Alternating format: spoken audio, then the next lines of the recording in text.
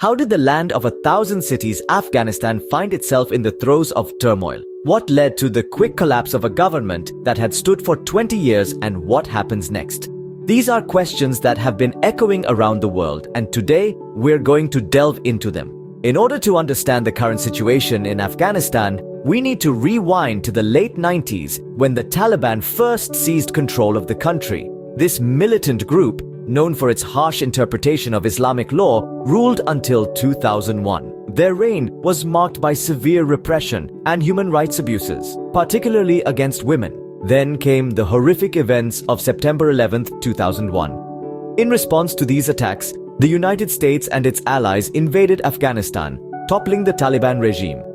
The subsequent 2 decades saw the establishment of a democratic government, albeit one fraught with corruption and instability. Fast forward to 2021, when the US made the decision to withdraw its troops from the country. This decision, according to a report from the Special Inspector General for Afghanistan Reconstruction, or SIGAR, played a significant role in the collapse of the Afghan National Defense and Security Forces.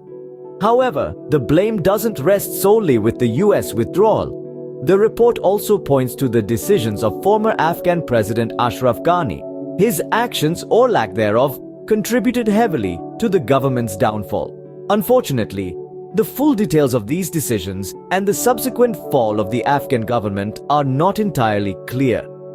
The State Department and United States Agency for International Development, or USAID, have been less than forthcoming with information.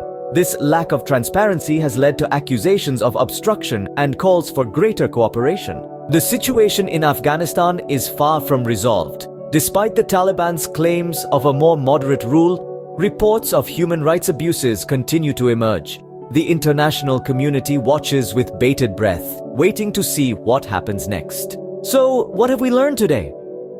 The situation in Afghanistan is complex, with many factors contributing to the current state of affairs.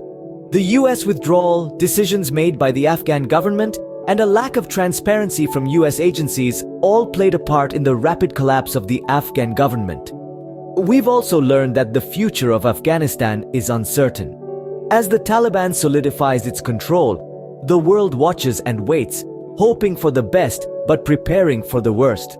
In these trying times, it's important to remember the resilience of the Afghan people. Despite decades of conflict, they continue to fight for their rights and their future.